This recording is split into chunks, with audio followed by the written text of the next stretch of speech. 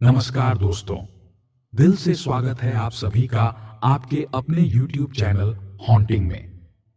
शिवपुर गांव के पास वाले जंगल में एक व्यक्ति अपने काम से घर की तरफ वापस आ रहा था। अचानक वो तेज तेज रोने लगा और कहने लगा कि नहीं, तुम जिंदा हो या मर गई। पहले उस गांव में कोई भी भूत प्रेत की बातों पर विश्वास नहीं करता था, पर उस दिन के बाद धीरे धीरे गांव वालों के मन में आत्माओं को लेकर डर बैठ गया। शिवपुर गांव में कुछ ऐसा हुआ था कि उस गांव में एक औरत थी जिसका दिमाग कुछ ठीक नहीं था। उसका पति भी एक घटना में मर गया था, तब से वह कुछ अजीब सी हो गई थी। कुछ गांव वाले उसे पागल भी कहते थे। एक बार की बात है जब रात को गांव का एक आदमी जिसका नाम बदरी था, वह शहर की ओर कुछ जरूरी काम से निकल पड़ा। गांव से आने जाने का एक ही रास्ता था। बदरी जंगल से गुजर रहा था कि गांव से कुछ दूर ही जंगल में उसे एक औरत की लाश पेड़ पर लटकती हुई नजर आई। वह एकदम डर गया और भागता हुआ गांव वापस आ गया।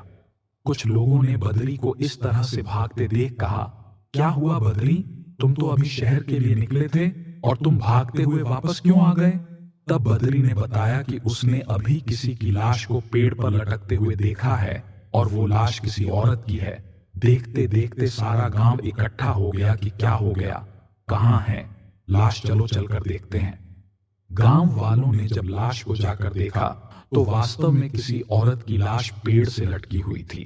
कुछ लोगों ने कहा, इसे नीचे उतारो, इसका दाह संस्कार करते हैं। पर इतने में ही कुछ गांव वालों ने कहा कि अब दाह संस्कार करने से कुछ नहीं होगा, और यदि इस लाश का दाह संस्कार गांव के अंदर किया गया तो इसकी आत्मा गांव के अंदर ही भटकती रहेगी।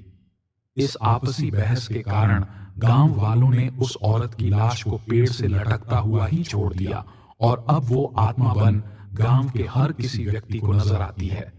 गांव वाले अब उस औरत की लाश का दाह संस्कार भी नहीं कर सकते हैं, क्योंकि आत्माओं का कभी भी दाह संस्कार नहीं होता है।